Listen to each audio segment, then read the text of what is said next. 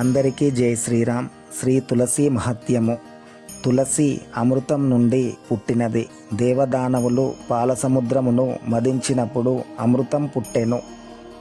మధుసూదనుడు ఆ అమృతమును చూసి పరమానందం పొందగా అతని ఆనంద బాష్పములు ఆ అమృతములో పడి తులసి మొక్క పుట్టెను. అంతట శ్రీ మహావిష్ణువు అప్పుడే పుట్టిన లక్ష్మీ కౌస్తుభములను హృదయమున దాల్చి శ్రీ తులసి ఆపాదమస్తకము ధరించెను. తులసి గురించి అనేకమైన పురాణ గాథలు వివిధ గ్రంథములలో ఉన్నవి. తులసి జన్మ వృత్తాంతం గురించి, మహిమల గురించి దేవీ భాగవతము, పద్మపురాణము, స్కాంద పురాణము, అగస్త్య సంహిత, బ్రహ్మ వైవర్త పురాణము, గణేశఖండము, హరిభక్త విలాసము, శ్రీ మహాభారతము మొదలగు అనేక పురాణ గ్రంథములలో వివిధ విధములుగా కీర్తించబడి ఉన్నది. దీనిని బట్టి శ్రీ తులసి ఎంత మహోన్నతమైనదో అర్థమగుచున్నది.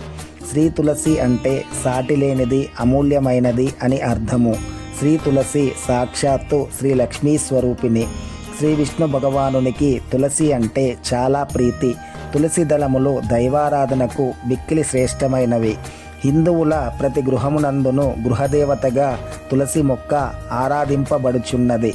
తులసి దళములచే పూజార్చనాదులను నిర్వహించిన ఎడల సర్వ అభీష్టములు నెరవేరును.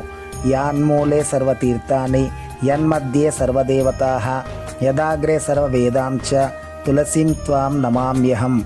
మూల భాగమున వ్రేళ్లయందు సర్వతీర్థములు, మధ్య భాగమున సర్వదేవతలు, చివరి భాగమునందు సర్వవేదములు కలిగి ఉన్న ఓ తులసి, నీకు నేను నమస్కరించుచున్నాను. తులసి పత్రమునందలి అగ్రభాగమున బ్రహ్మ, మధ్య భాగమున శ్రీ మహావిష్ణువు, కాండమునందు మహేశ్వరుడు, శాఖలలో అష్టదిక్పాలకులు ఉందురు. గాయత్రి, లక్ష్మి, సరస్వతి, శచీదేవుల యొక్క నివాస స్థానమే తులసి పత్రము అని కూడా శాస్త్రములు తెలుపుచున్నాయి. తులసి వనము ఎవరి గృహమునందు ఉండునో అట్టి గృహము పుణ్యతీర్థములతో సమానము. కావున ప్రతి గృహమున తులసి సమారాధింపబడుచున్నది. తులసి లక్ష్మీ స్వరూపిణి. లక్ష్మి ఎచ్చట ఉండునో శ్రీ మహావిష్ణువు కూడా ఆమెకు సన్నిహితుడై అచ్చటనే యుండును.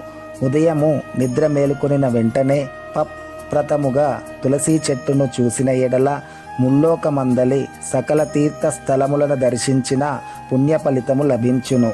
కావున తులసిని దర్శించుట శ్రీ లక్ష్మీనారాయణులను దర్శించినట్లే అవుతుంది. తులసి మొక్కను భక్తితో నాటినను, నీటితో తడిపినను, చూసినను, తాకినను, పోషించినను, వనం ఏర్పరిచినను ధర్మార్థకామ మోక్షములు చతుర్విధ ఫలితములు కలుగును.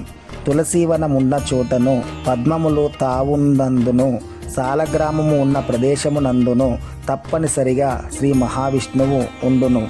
దీనిని బట్టి తులసి మొక్కకు ఎంతటి ప్రాధాన్యత ఉన్నదో గ్రహించవలెను. తులసీ దళములతో విష్ణు భగవానునికి గాని శివుణ్ణి గాని పూజించిన భక్తులు పునర్జన్మ అనునది లేక మోక్షప్రాప్తిని పొందుదురు.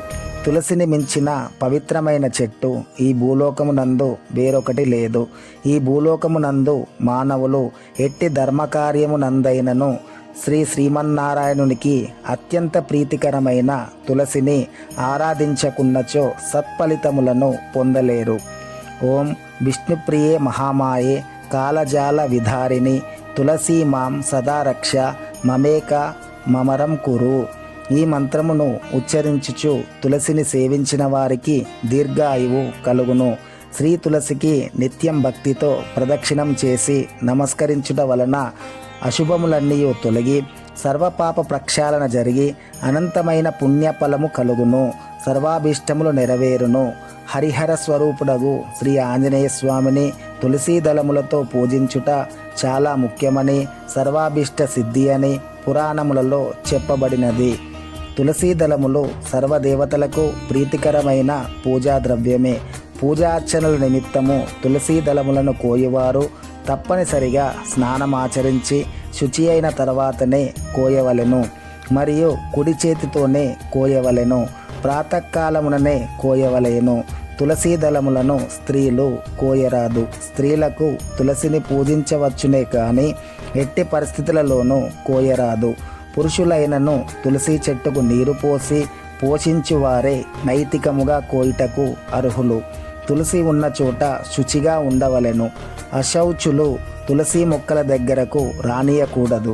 తులసిని తాకరాదు, ఇది చాలా దోషము. మరణ సమయమునందు తులసీ తీర్థమును తులసీ దళములను నోటిలో పోయవలెను. ద్వాదశి రోజులలోనూ శ్రవణ నక్షత్రమునందును అమావాస్య పూర్ణిమ తిథులయందును శుక్ర మంగళవారములలోనూ మధ్యాహ్నము సాయ సంధ్యములందును రాత్రులయందును అశౌచులుగా ఉన్నప్పుడును జాత్య శౌచ్యములందును సంక్రమణ సమయములందును తులసీ దళములను కోయుట మహాపాపము.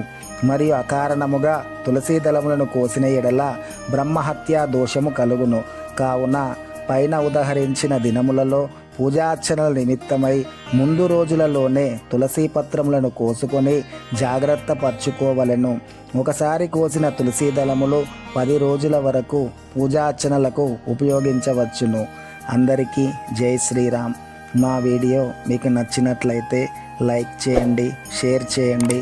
దయచేసి శ్రీ ఆంజనేయం యూట్యూబ్ ఛానల్ని సబ్స్క్రైబ్ చేసుకోగలరు.